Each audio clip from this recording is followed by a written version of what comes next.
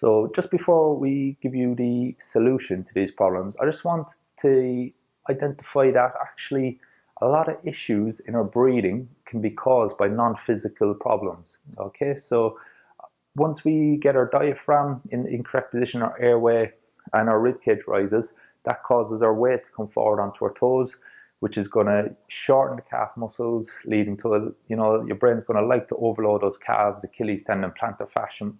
All those structures are going to be highly sensitive in your brain, and those bag chain receptors, the messengers to your brain, are going to be on high alert, so they're going to want to contract for you.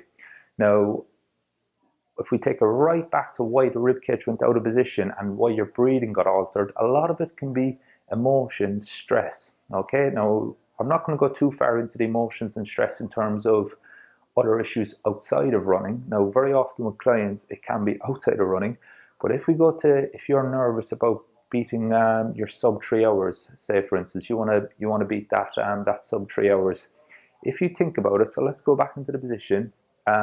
Stick between the teeth, tongue and the roof of your mouth, lips together. And then what I want you to do is I want you to think about or something that stresses you during your running. Okay, a worry, it might be a weakness that you've identified in your running, going uphill, whatever it is, and just swallow. Think about something that stresses you and just swallow.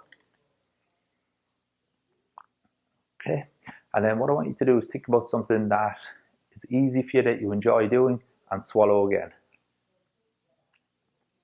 Okay, and for some people, any stressors, okay, and again, we'll keep it to your running here, any stressors can sometimes change how you swallow, okay, and that can be a clue that that's actually stressing you, which is stressing your breathing, okay. So when you're running, or when you're thinking about this sub 3 hours, or you're thinking about something specifically when you're running, that can actually alter your breathing, which alters your ribcage position, which alters your belly of your diaphragm, which then alters the weight, okay. So the weight starts to go forward towards the front of our foot, our calves start to work harder, our Achilles get a little bit overloaded, our plantar fascia gets more load on it, okay. So all stuff that can be linked right back to breathing. Very, very powerful stuff. So give that a try.